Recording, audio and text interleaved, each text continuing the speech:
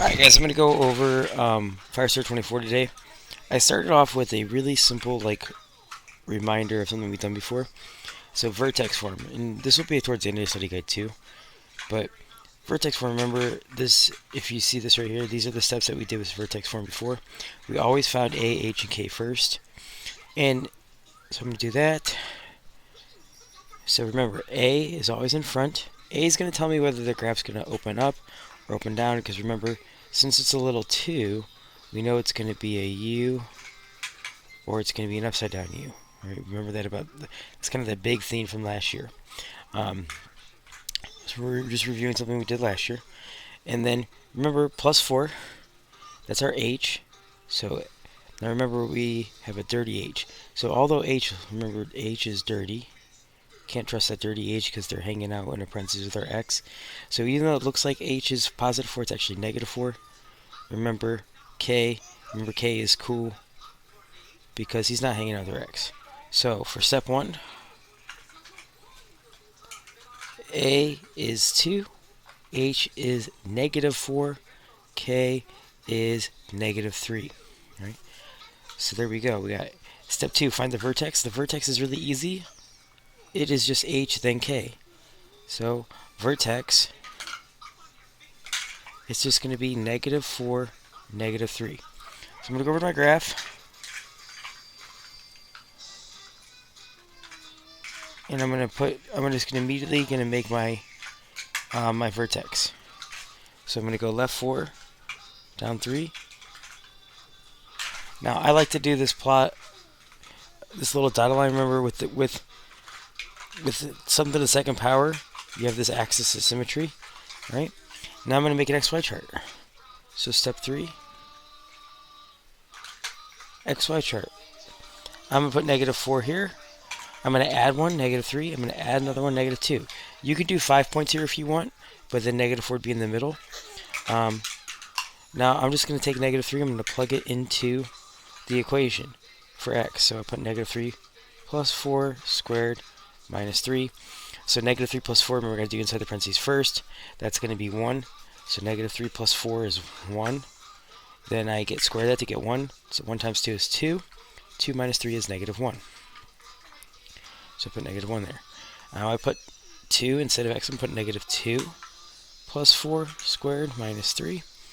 So we're once again, we're doing negative 2 plus 4 first to get positive 2. 2 squared is 4. 4 times 2 is 8. 8 minus 3 is 5. Alright, so I put a 5 here. So I'm just going to plot those points. Negative 3 down to negative 1. Put a dot. Now I'm going to reflect that over. So look, I'm 1 block away from here. So I'm going to go 1 block. I'm going to put a point right there. That's going to be my other point. If you want to make 5 points, this will show up if you put in negative 5. So negative 2 is going to go up to 5. So negative 2 is going to go up to 5. Right. So now, look, I'm 2 blocks away from the dotted line, so I go over 2 blocks. It's like a mirror. Right? And that's how I make my U. Oop. Now I connect the dots.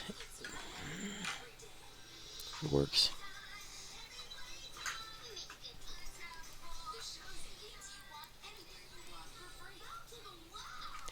The hardest part for me is making a nice smooth curve. Remember, it's got to be a nice smooth curve.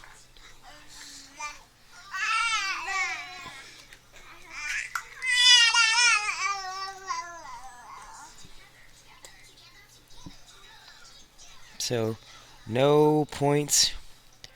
Should all be connected. That's a little bit better. Alright, so there we go. That's it. I'm going to use a lot of these same ideas to do the next one, which is a new concept. Alright, number 2. Although it's a different type of problem because it's got the radical here. So this is a square root function because it's got a square root. Alright, when we graph it, it's going to be slightly different. But the worst case scenario is if you see that word graph, as soon as you see the word graph right here, right? If you're not sure what to do, you're just going to make an XY chart. That's the easiest way to do any problem that says graph. So I'm going to make an XY chart. Now, normally I tell you you could pick whatever you want. Alright, so you pick any of the points you want here. The keyword for today's video is going to be mega blocks. keyword mega blocks. So normally I tell you could pick whatever you want.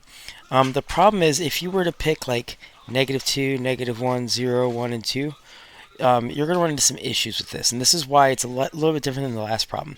It's because not everything works. If you go back to the last problem, any x value would work. Some of them would be really not fit in our graph, but they would all work. All right.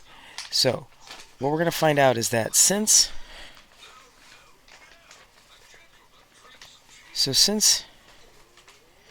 we have a square root function, not all x values work. And that should make sense because remember I shows up. I shows up if inside here is negative. All right. So I'm still gonna find a, h, and k. So I'm still step 1 gonna find a, h, and k. And it's still set the way, same way. That's a, that's h, and that's k. So a is -1. H, remember, h is dirty, right? It's a dirty h. So although it looks like -2, it's actually +2. And k, remember, k is cool. So k is going to be +3. Now, the biggest difference between the last problem and this problem is we don't have a vertex. We don't call it a vertex. We call it a starting point. So I have h, k. Let's see if I can make that a little bit nicer. So h and k. So my starting point is at 2, 3. So that means the only this would be where I should start my xy chart. So when I make my xy chart, I'm going to start with 2. All right. Now you could pick whatever you want. My recommendation for your xy chart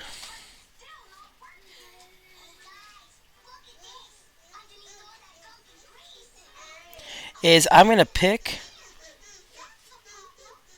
x values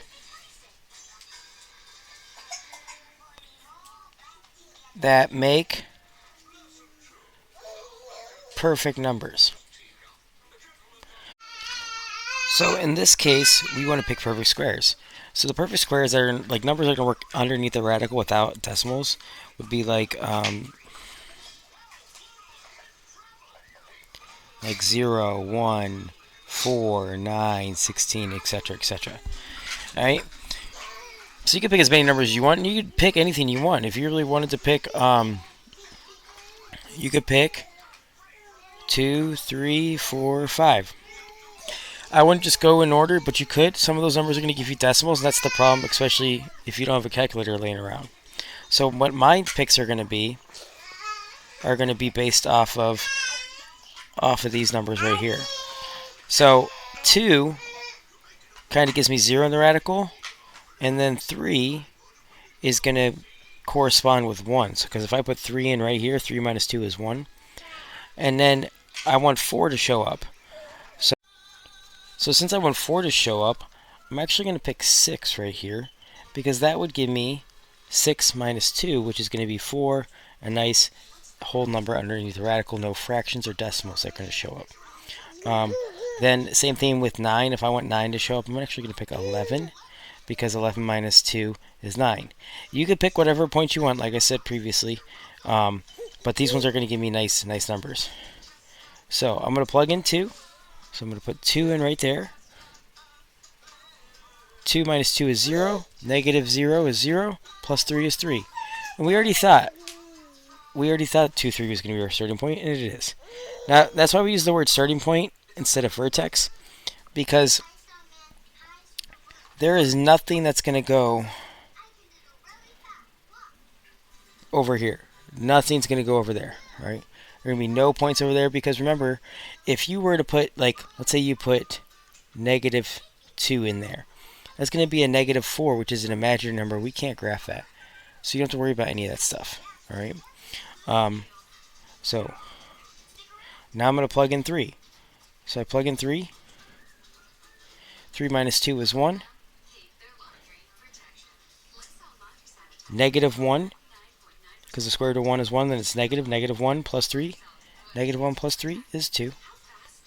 Now I'm going to do 6, so I'm going to put 6 in right here. So 6 minus 2 is 4, the square root of 4 is 2. Negative 2 plus 3 is positive 1. Okay. So I got 3, 2, and then I got 6 up to 1. Now I'm going to pick 11. So I put 11 in right here. So I get 11 minus 2, which is 9. Square root of 9 is 3, so it's negative 3 plus 3, which is going to be 0. So you're allowed to have a negative number, because if I bet the next it's going to eventually go lower and lower. So 11, 0 would probably be, this is 8. Say like 11 zeros right here. So this graph is going to kind of look like that. Now the biggest difference, like I said, is that it does not go any further to the left. That's the entire graph done.